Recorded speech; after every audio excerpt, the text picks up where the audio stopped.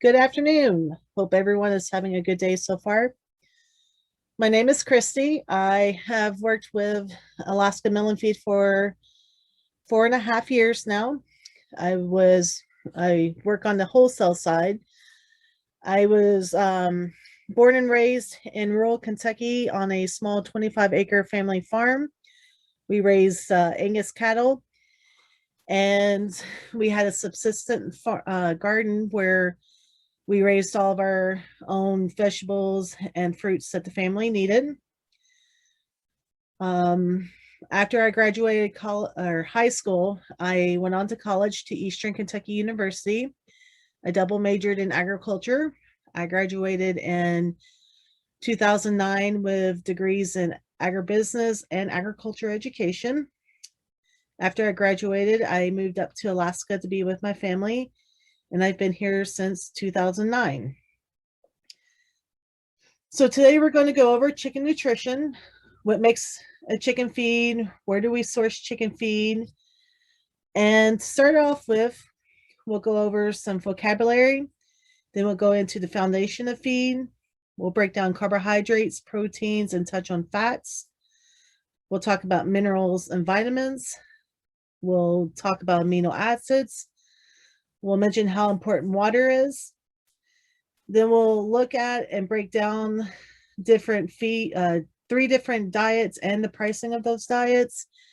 We'll touch briefly on treats, and then the last couple slides will be the references used to pull this presentation together. So chicken vocabulary. Amino acids, they are the building blocks of proteins. A balance of amino acids in a diet are important, and if they are not balanced, then a bird will not perform well. Crude protein. Diets are sold mainly based on the amount of crude protein in the feed. The downside is that the quality of the protein is not told. Polysaccharides, tannins, arabinoxins, and trypsin inhibitors all affect the digestion of proteins. And phagopyrin is cause light sensitivity that could lead to sunburns and is found in buckwheat. So getting started, energy is something that every living creature needs in order to survive. Energy comes from calories, which comes from the different components of feed stuff, which is carbohydrates, protein, and fat. And over the next several slides, we'll break down the different types and sources of carbohydrates, the different types and sources of protein, and briefly just discuss fats. So carbohydrates, they're a quick source of energy and are a required fuel source in all cells of the body. They're mainly sourced from cereal grains. They're also the largest portion of any poultry diet. Most diets contain more than one grain, as some are more digestible than others, and some have other nutrients and amino acids than the others. On a label, carbohydrates are listed under crude fiber. High energy grains are considered as corn, wheat, and triticale. A medium energy grain is barley, and low energy grains are oat, buckwheat, rye, and sorghum. Grass and other forages are not considered as feedstuff because they're not well digested by birds, so they're more of a treat than a feedstuff. So corn. Corn is the easiest grain for chickens to digest. It's a great source of energy. It helps provide pigment color in egg yolks, and is a good source of linoleic acid, which is one of the fatty acids. Flip side is that it's low in methionine, and people are concerned with it being a genetically modified organism. However, it is one of the cheapest feedstuff and is the standard to measure other grains by. Wheat is most commonly used in Canada and Europe, and the kernel texture strongly affects the nutrient composition. Your hard wheat varieties generally have a higher lysine content than your soft wheat varieties. And your protein levels range from a 10 to 18% depending on the variety and growing condition. The flip side is they do contain polysaccharides, which they do hinder the digestion of proteins. You could add an enzyme to the diet to counter the polysaccharides, but that enzyme is a bit expensive. Barley. Barley, just like wheat, is more commonly used in Canada and Europe. It's very popular here in Alaska as well. It's more used in Canada and Europe and Alaska because it grows better in the northern latitude. It is the major energy source in Canada and Europe, even though it's considered to be more of a medium energy grain. It does have low starch content, a high fiber content, and has a presence of beta-glucans. Beta-glucans inhibit digestion and can cause sticky droppings. Sticky droppings creates bad litter that can lead to hawk problems. It can damage the broiler breast and stains the eggs, making quality and marketability lower. Poultry can be more susceptible to necrotic enteritis, which is a toxin grown in the intestinal tract of birds, and the only real symptom is a rapid unexplained death. So that's one of the sides of barley. Oats, about 20% hulls, resulting in a high fiber, low energy grain, but the hulless oats have a feeding value similar to that of corn. Oat lipids, however, lead to a harder fat being deposited in the chicken carcass, and that's due to the palmitic acid, which is a fatty acid.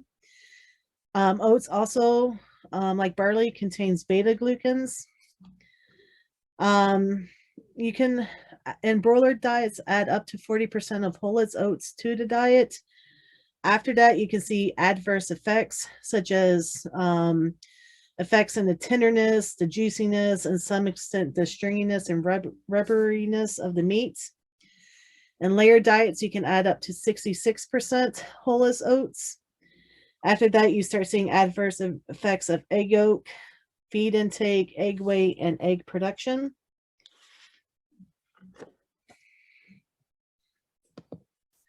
For buckwheat, there's not a lot of research data available. It is a reasonable feed value comparable to that of oats. It does have 11 to 13% crude protein. It is the best source of lysine. Proteins are high biological value of amino acids make up over a third of the total protein. However, it's high fiber content and low digestibility of the nutrients, making it a lower feed value. It also contains the phagopyrins, which lead to sunburns in light-skinned animals. So your broiler birds are more susceptible to sunburns. Rye, it's not recommended for growing chickens and other poultry. It is a low energy grain. It contains polysaccharides. Once your chickens have reached peak egg production, then you can start adding some rye into their diet, but no more than 40%. So your older birds, yes, they can have some rye, but your younger egg-laying machines, no, you don't want to give any to them. A commercial enzyme could be added to the diet in order to counteract the negative effects of rye, but it is an expensive enzyme.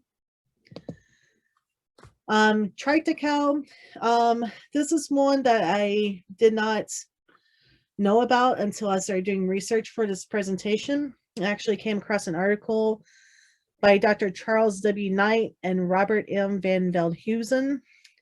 They did studies here in Alaska and spoke in their article about how TRITICALE is a marginal crop here in Alaska to grow.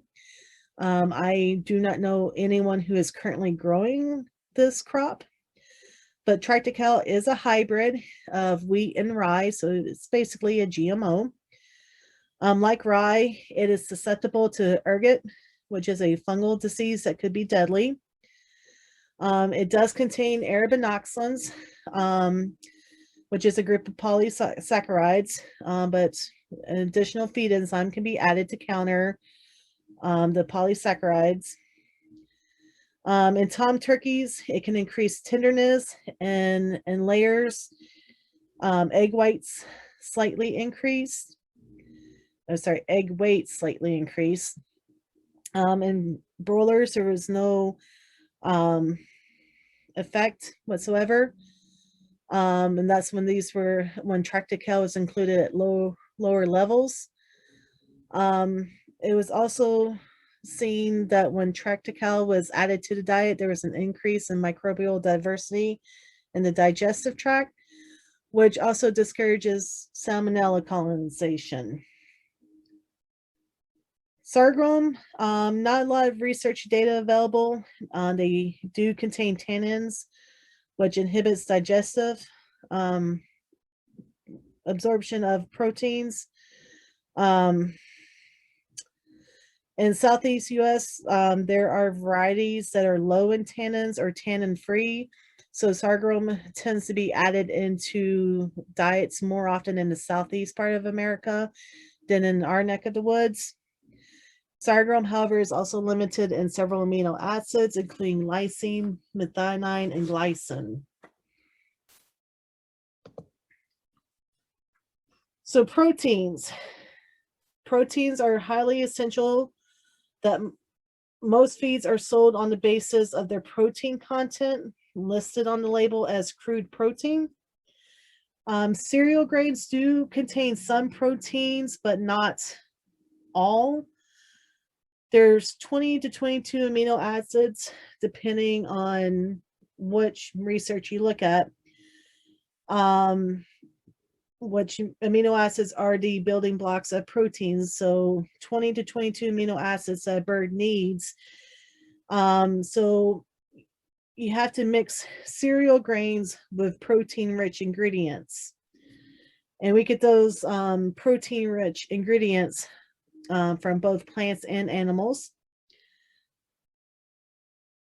And like I mentioned, the amino acids are the building blocks.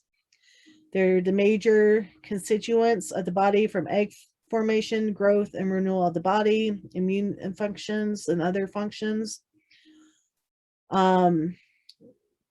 Most rations show on their food labels total protein and feed, but it's misleading as it doesn't mention the quality of protein in the feed. And the quality is based on how many amino acids the protein is providing in the feed. So soybean meal. Soybean meal is a major source of protein in the United States.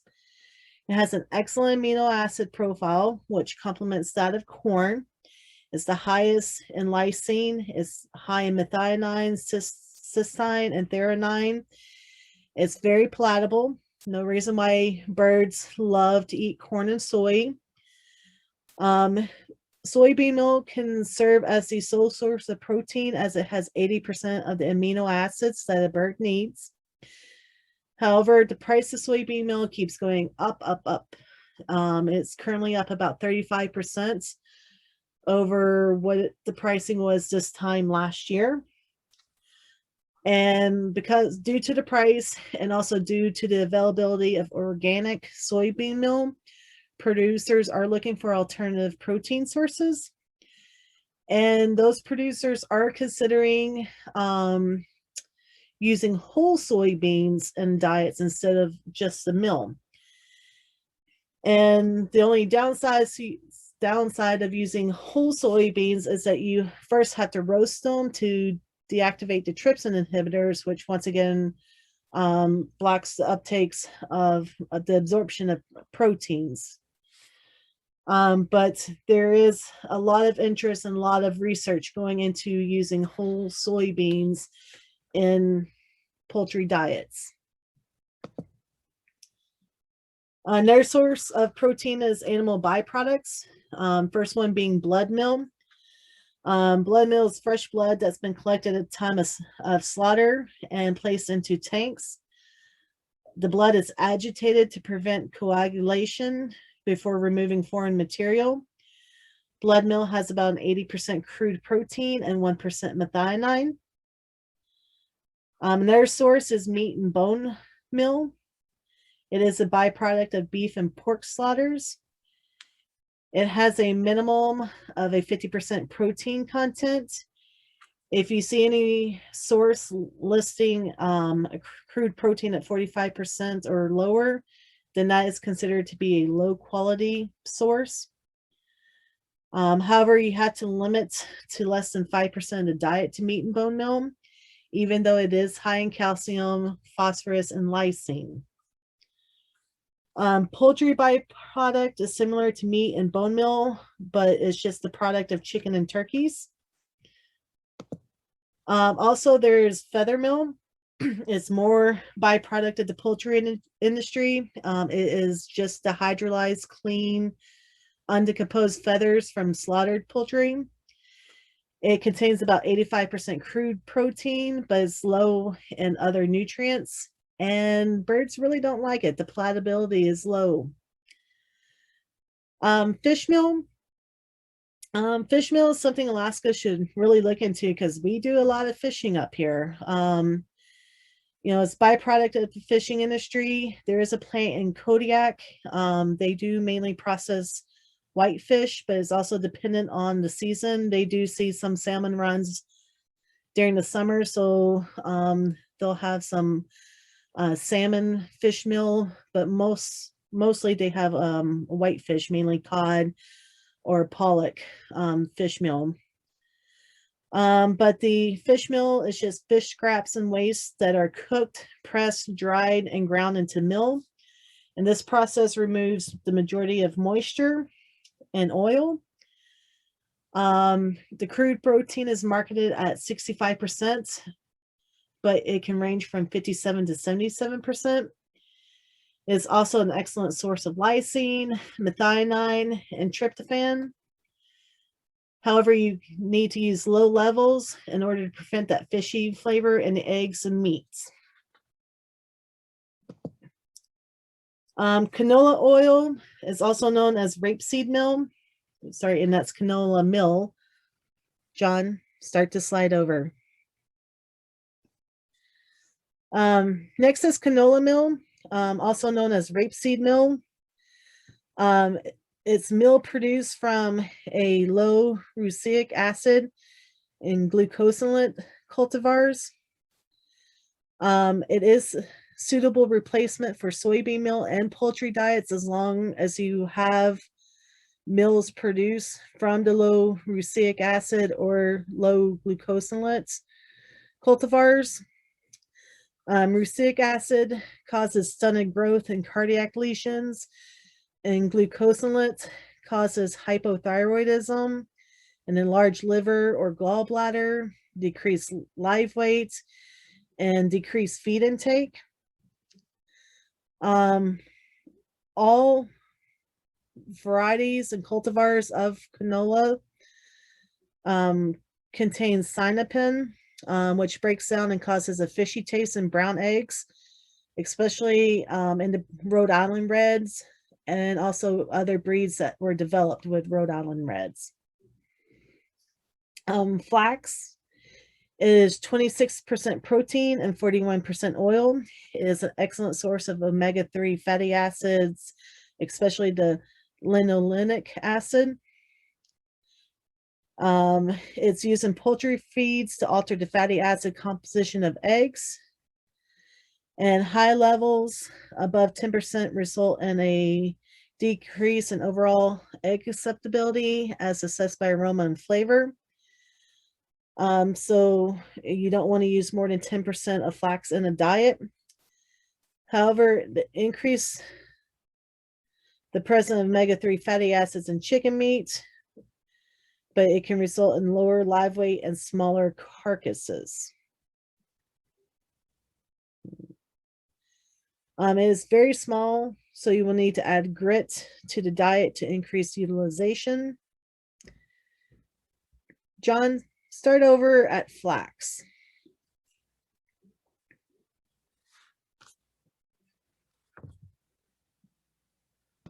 All right, starting over at flax. Flax has a 26% crude protein and contains about 41% oil. It is an excellent source of omega-3 fatty acids, especially linolenic acid. Flax is currently used in poultry feeds to alter the fatty acid composition of eggs. However, high levels of flax, higher than 10% of the diet, results in a decrease in overall egg acceptability as assessed by aroma and flavor. Flax also has been shown to increase the presence of omega-3 fatty acids in chicken meat, but with the use of a full fat flaxseed, it can result in lower live weight and smaller carcasses. Flaxseed is very small, so if using it in a poultry diet, you will need to add grit to the diet to increase utilization.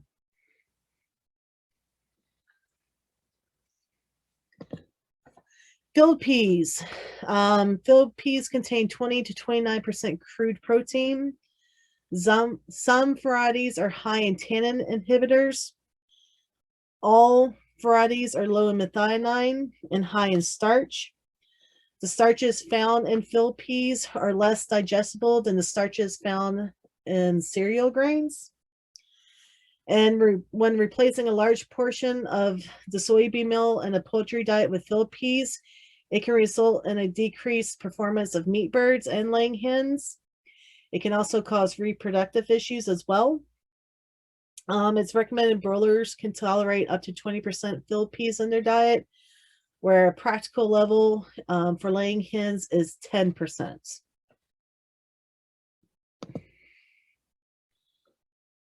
Sunflower seeds and meal. It is a beautiful day. The skies are blue. The sun is shining. The bases are loaded, and you are in your seat at the stadium with your mouth full of sunflower seeds. Or better yet, who remembers putting sunflower seeds in your Coke as a kid? Sunflower seeds and meal are enjoyed by birds just as much as by humans. So after the oil has been extracted, the meal that's left over has a potential as a feed ingredient. Sunflower meal has 17 to 21% crude protein. However, it's low in energy and deficient in lysine. Sunflower meal can be included in a broiler diet up to 50%.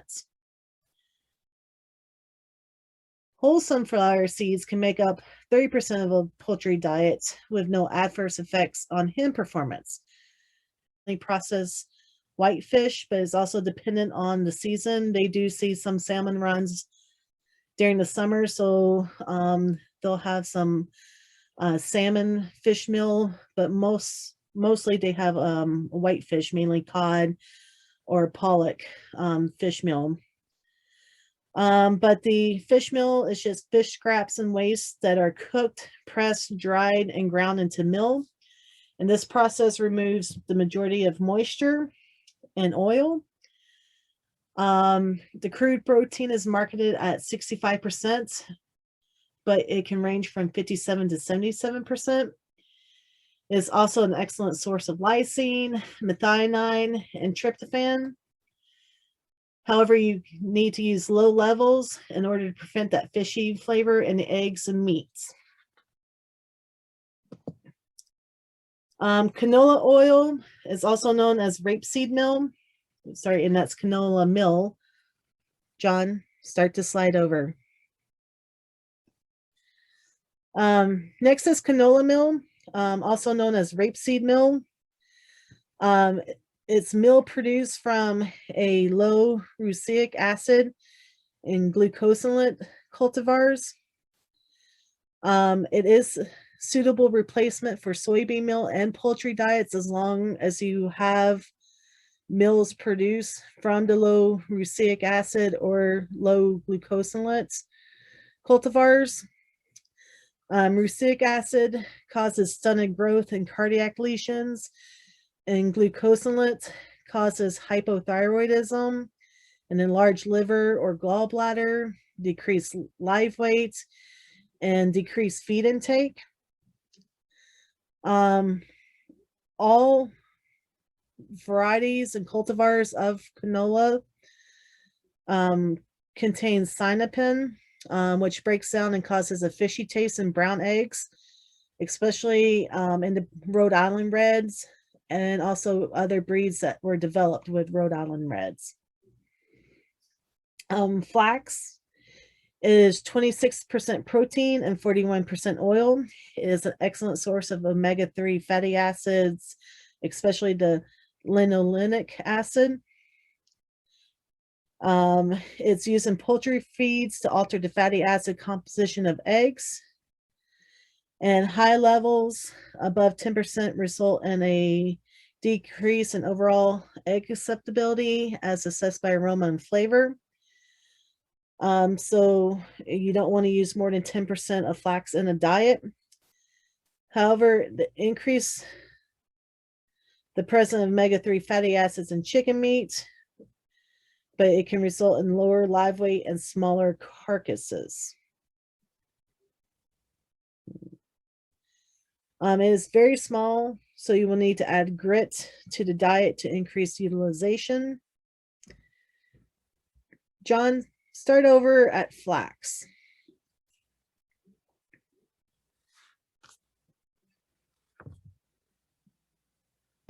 All right, starting over at flax. Flax has a 26% crude protein and contains about 41% oil. It is an excellent source of omega-3 fatty acids, especially linoleic acid. Flax is currently used in poultry feeds to alter the fatty acid composition of eggs.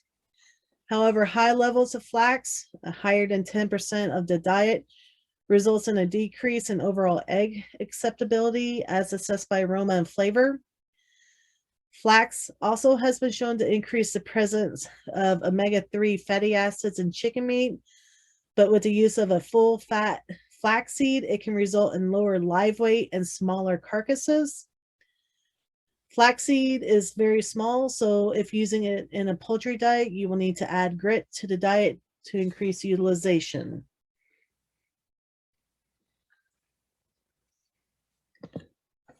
Filled peas.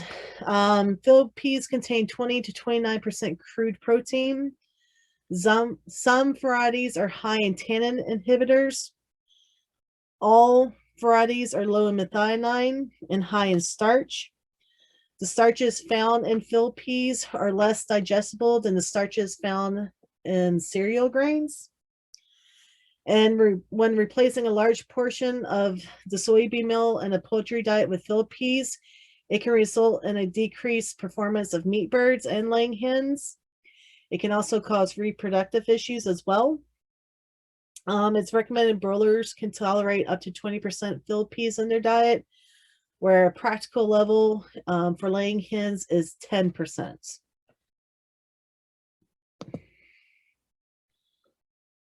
Sunflower seeds and meal. It is a beautiful day. The skies are blue. The sun is shining. The bases are loaded, and you are in your seat at the stadium with your mouth full of sunflower seeds. Or better yet, who remembers putting sunflower seeds in your Coke as a kid?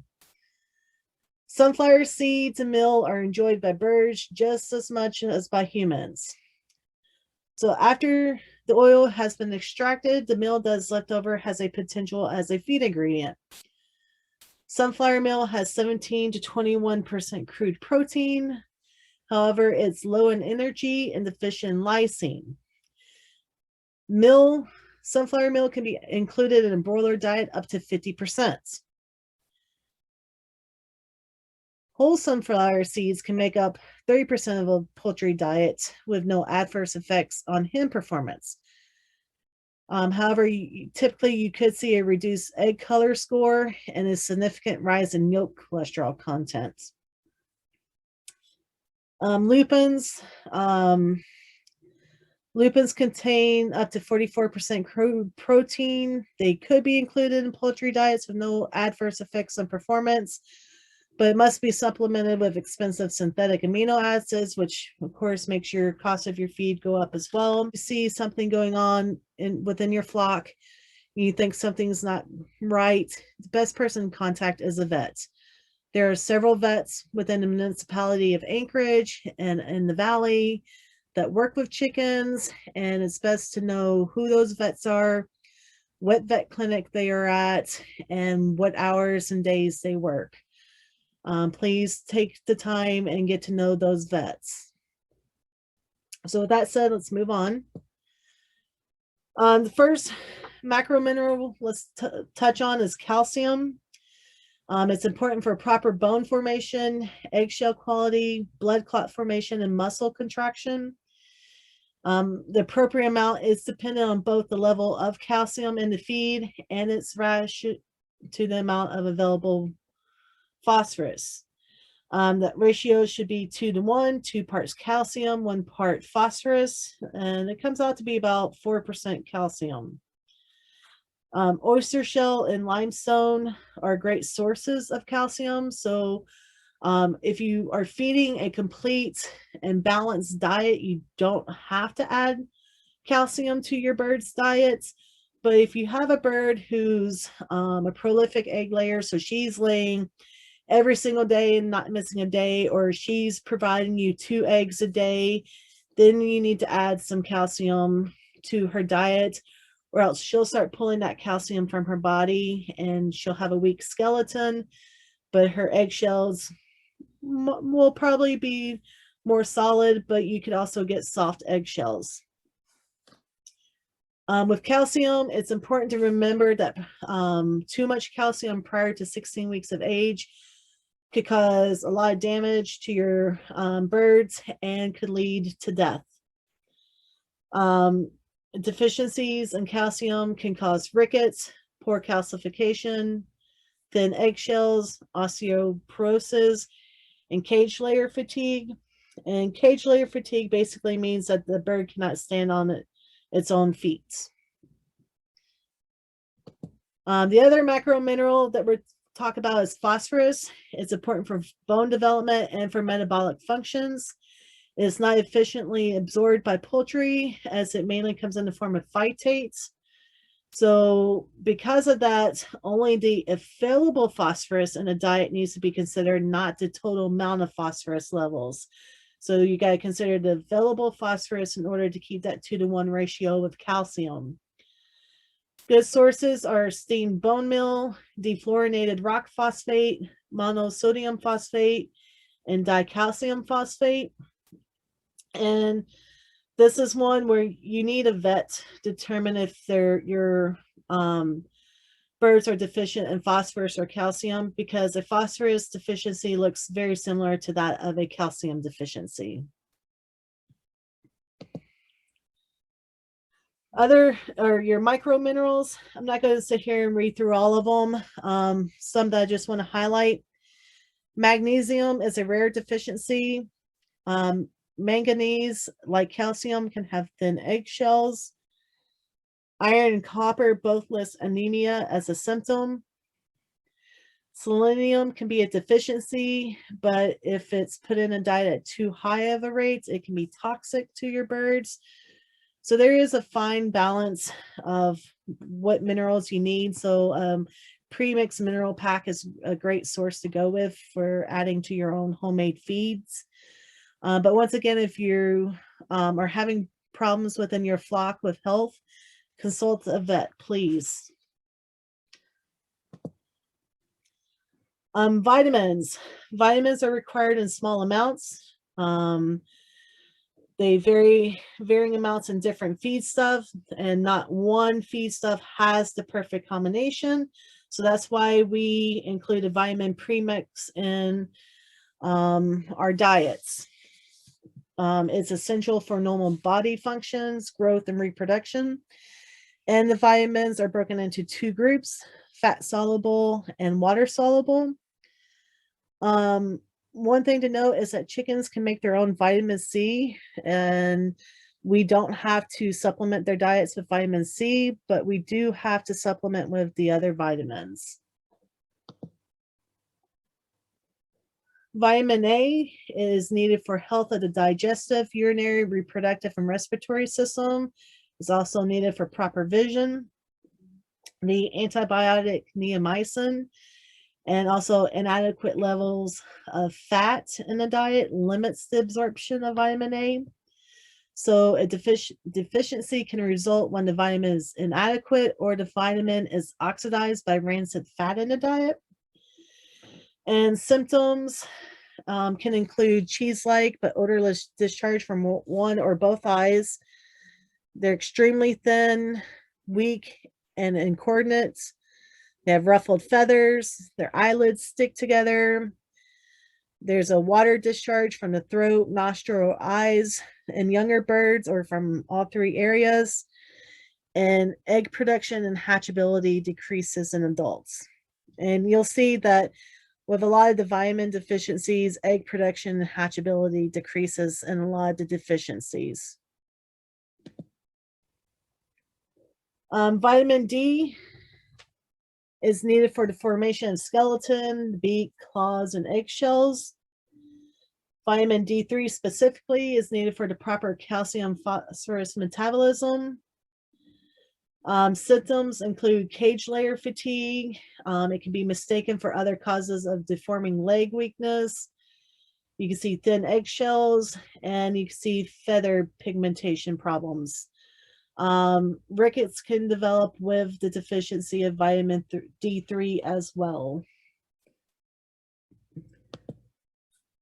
Vitamin E is needed for the reproduction and for the normal integrity of the central nervous and muscular systems. It's considered to be an effective antioxidant and to be the protector of essential fatty acids, vitamin A and vitamin D3. However, it can easily be destroyed. If you have a deficiency of selenium, you will also have a deficiency of vitamin E at the same time. Cereal grains are deficient in selenium, so if you are feeding a diet high in cereal grains or all cereal grains, then more likely you have a deficiency in selenium and vitamin E. Symptoms of vitamin E deficiency include incoordination, tremors, rapid contraction and relaxation of the legs, testicular degeneration in adult males leading to decreased fertility and increased embryonic mortality. It can cause crazy chick disease or the softening of the brain in chicks that are about 15 to 30 days old. It is hard to diagnose a vitamin E deficiency because it looks like AE, Newcastle disease, and a vitamin B1 deficiency as well.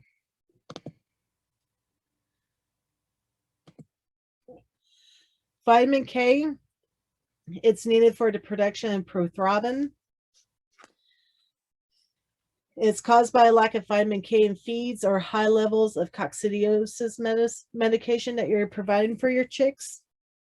Broiler chickens and turkeys are more likely to develop a vitamin K deficiency. And symptoms include bleed from a wound for an unusually long time, easily bruised, increase in hemorrhaging, and increase in embryonic mortality, with dead embryos having hemorrhaging conditions. Vitamin B1 is also known as thiamine. It is needed in the function of the nervous system. It takes about 3 weeks to develop a deficiency, and it's caused by an inadequate B1 levels, moldy feed, or rancid fat oxidation. Symptoms in younger birds include nervousness, ruffled feathers, leg weakness, an unsteady gait, polyneuritis, which is the paralysis of the anterior muscle of the neck, and stargazing. Symptoms in adult birds include blue comb, a decrease in respiration rate, and lowered body temperature. This is also hard to diagnose because it's highly mistaken for AE, vitamin E deficiency, or Newcastle's disease. Vitamin B2 is also known as riboflavin. It's mostly involved in the respiration system. Most cereal grains are deficient in vitamin B2. Symptoms include curled toes, poor growth, weak emaciation in young birds, decrease in size of leg muscles,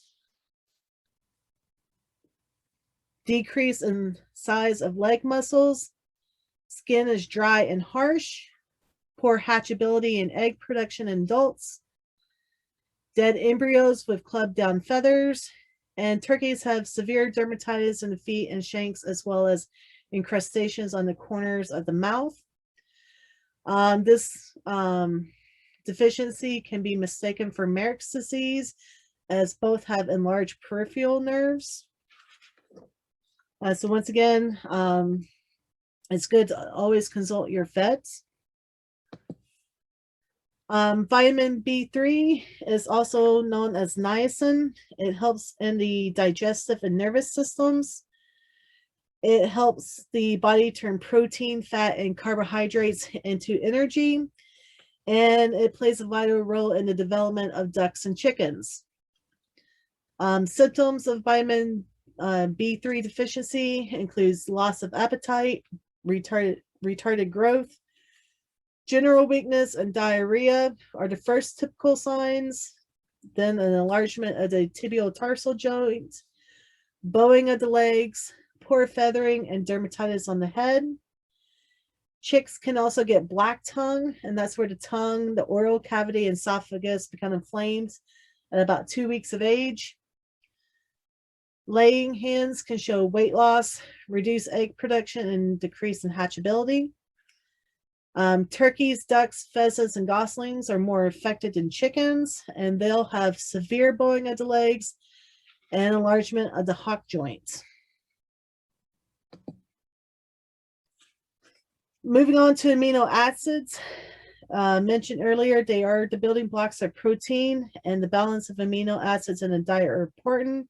If not, the birds will not perform well. Amino acids are broken down into essential and non-essential. Essential amino acids we have to add to a diet, where non-essential amino acids mean that the birds can synthesize and make their own.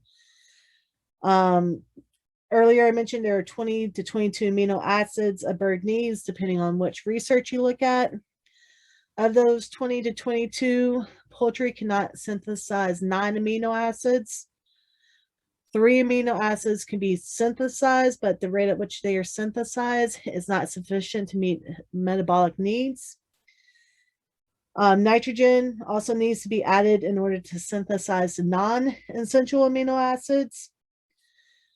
So a lot goes into the, getting the birds to absorb the amino acids. And just a side note, essential amino acids are added in purified forms in order to decrease the total protein level of feed in order to save on cost. So the two most important amino acids, methionine and lysine.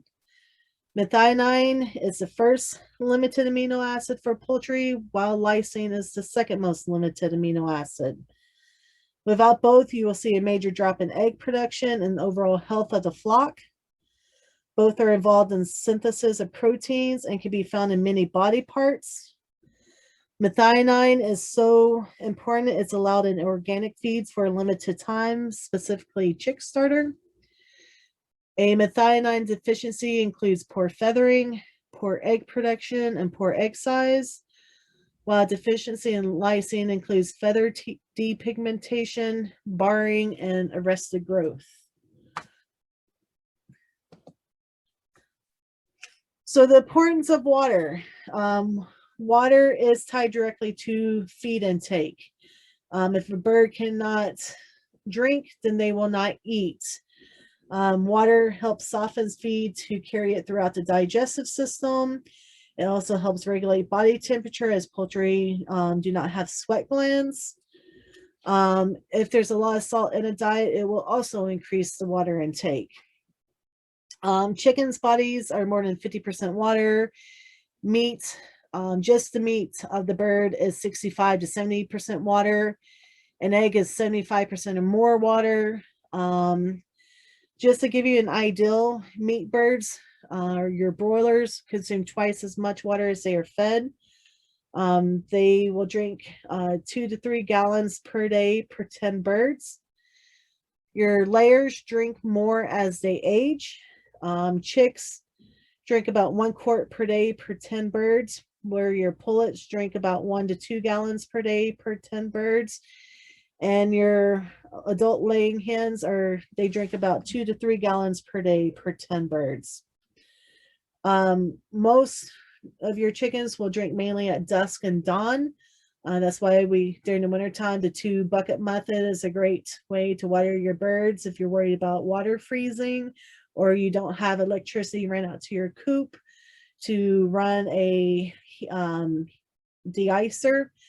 You could just take a bowl out in the morning and then take out a clean, fresh bowl at night and keep those bowls rotating every day. Birds, they can be picky just like humans. They love to drink water that's about 50 to 55 degrees Fahrenheit. All right, now that we've talked about broken down the feeds, we talked about how important water is. Let's talk about complete diets versus homemade diets. You need to know the age-specific diets. Higher protein is needed for chicks, while a higher calcium and phosphorus diet is needed for layers. So are you prepared to make different diets for the different ages of birds? You know, your chick feed is high in protein, low in calcium. Your pullet feed is a little bit lower in protein, but still no calcium added. And then your layer feed is lower in protein again, but you're starting to add levels of calcium and phosphorus into their feeds. So are you prepared to make the different diets for the different ages? You need to purchase feed that are specific to the type of flock you're raising. You know, are you only feeding chickens or are you feeding a mixed flock? If you're feeding a mixed flock, each species of bird should started on their respectful starter feeds, and then once they are 16 weeks of age, then you can move everyone to an all-purpose poultry feed. And it makes feeding a lot easier, but up to that point, you should keep all your ducks together in one segregated area, your chicks in another area, so that you can feed the different starters, because there's different nutrients, different vitamin needs for each type of bird. Make sure diet is balanced and you're able to source all ingredients. Here at the mill, we source as much local as possible. We get barley out of Delta, we get wheat from Alaska, several other ingredients that we get here in Alaska that we source from local farmers. We also have a nutritionist who reviews all of our diets, who ensures that our diets are complete, are balanced. There are no missing minerals, no missing nutrients, no missing proteins, carbohydrates, fats, nothing like that. Do you have proper storage? You need to make sure you keep your feed stored in a dry, cool space about 6 inches off the ground so mice can't get into your bags, especially if you buy like a ton of feed at a time. Also, if you're making your own feed, you're not just making a 50-pound bag. You're sourcing 50 pounds of several raw ingredients that you're mixing into one feed. So do you have the proper storage to handle all of that? Also, will you be supplementing diets with other types of special feeds? You know, treats should be less than 5% of the diet. And one thing that people like to provide for their birds are insects and worms. Well, the more insects a bird eats, you're giving them protein, so that's less of a balanced diet that they're going to eat. So keep that in mind. And also another thing to keep in mind is with complete diets, the cost of time and labor to mix and make that feed's already added into the feeds.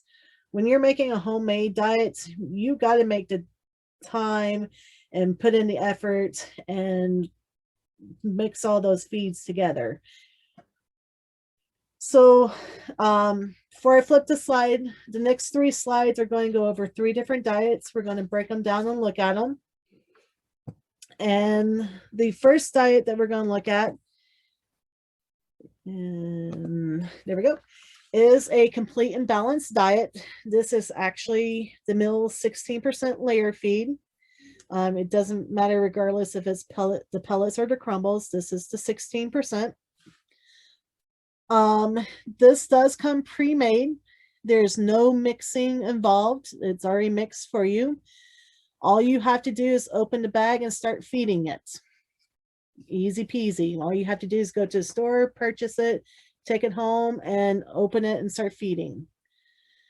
Your carb sources are corn and wheat. Your protein sources are soybean meal and alfalfa. And the alfalfa just helps give yellow color to the chicken skin and to the egg yolks. Your fat source is vegetable oil. Your calcium source is calcium carbonate. Your phosphorus source is DiCal. And we do add a vitamin premix along with additional vitamin E. And we're also putting additional methionine in this diet. It does come in a pellet or crumble. So we take all the food, mix it together, and then press it into a pellet or a crumble. That means your birds cannot go through and pick out just the corn or just the soybean. They have to eat the entire pellet or the entire crumble. So this results in minimal waste. The crude protein guaranteed analysis is 16%. The cost for this bag is $22.86 per 50 pounds. So it comes out to be about 46 pounds. And this diet has been reviewed by an animal nutritionist. So it is complete and balanced. The next diet is considered a homemade option. So you have to go out, you have to buy all the individual ingredients, bring it home, weigh out everything, and mix it. This does not calculate your time, your labor, or your effort that you put into making this feed. This is considered a whole grain diet, so birds can go through and pick out what they like. Even if it was milled, it's not whole pieces, but it is bigger pieces of the feed stuff, so your birds can still pick out the stuff that they like to eat. So they'll pick out the wheat, the oyster shell, whatever they want to eat over and leave what they don't want to eat. Guarantee analysis is a 14% crude protein. Your carb source is wheat and barley. Your protein source is ground peas and sunflower seeds. Your calcium source is oyster shell. This lacks a fat and phosphorus source. This feed is about $24.81 per 50-pound bag and comes out to be about 50 cents per pound. The next option is another homemade option. Just like the one we looked at, you have to mix, so no time and labor is included. It is considered whole grain, so your birds can go through and pick out what they want, so there's going to be an increase in waste. The guarantee analysis is roughly 14% on this one. Your carb sources are barley, oats, wheat, and beet shreds. Your protein sources are peas, flaxseed, and sunflower seed. Your calcium source is oyster shell, and this lacks a fat and phosphorus source. Let's talk about beet shreds real quick.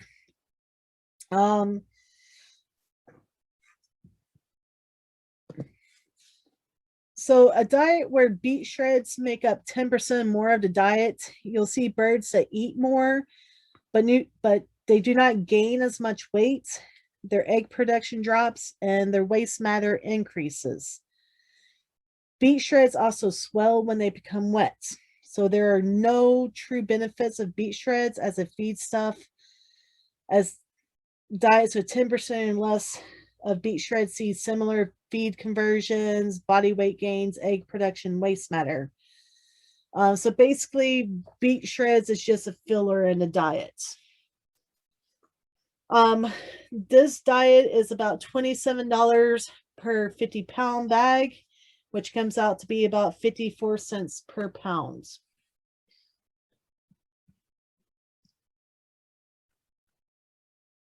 So moving on to treats. There are treats that are good for chickens and treats that are not. Several fruits such as watermelon, berries, and bananas are good for your chickens. The pits of several fruits, including cherries, however, are poisonous. Vegetables such as cabbages and lettuces are good for chickens. A lot of people like to drill out the core and run a rope through the heads and hang the heads above the birds so they can peck at them. But however, onions, beans, and potatoes, you need to be careful with them. Also good for your birds are flock blocks and yogurt. Well, your birds should not have chocolate, caffeine, and tobacco. A lot of people like to use their greenhouses as a coop in the winter months. Just remember to clean up all the poisonous plants before letting your birds in. Also, if you are composting, you might not want to let your birds around your composting pile, so you might want to fence around them. There are several companies that have already made treats for your birds. The mill has their own line of treats. This winter, we have expanded our line and added a 5th treat. We call it Portage Party Mix. It is a mixture of whole corn and black soldier fly larvae. Another people use cracked corn as a treat. Just need to remember cracked corn is a treat and not a feed source, as it is like candy to a child. So just toss them out in the yard and allow the birds peck for it. It's important to remember not to use cracked corn as a feed ingredient and mix into a balanced diet trying to expand it, as you will dilute the nutrient balance. It will increase the calories while reducing the protein, the vitamins, and the mineral content. On this slide, basically book references, my college book, textbooks, livestock feeds and feeding, scientific farm animal production, and introduction to animal science. I turned to several cooperative extension service articles, several put out by the University of Kentucky. Couldn't help myself. I am a Kentucky girl. Also other websites, the Merck Manual Veterinary Manual, the U.S. Food and Drug Administration, and also the government of Saskatchewan has a good source for poultry and general nutrition as well. As this concludes our presentation, a final thought is that, animal feed is probably the biggest expense in chicken production. However, if you provide your flock with a well-balanced diet, proper amount of cool, clean water, your flock will give back to you in the maximum supply of eggs. You'll get the maximum rate of meat conversion, so you'll have meatier birds. And just remember that your birds are what they eat. Are there any questions at this time?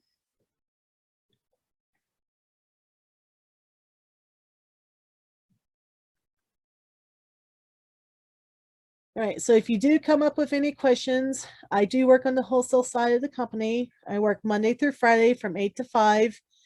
We do have knowledgeable staff at both the retail store and the wholesale office, so please don't hesitate to contact us.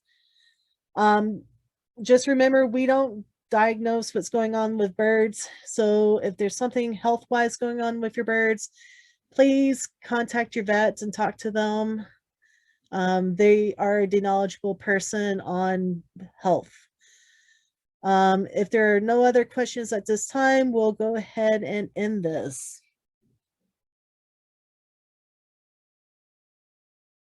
All right. Thank you all for your time and have a great day.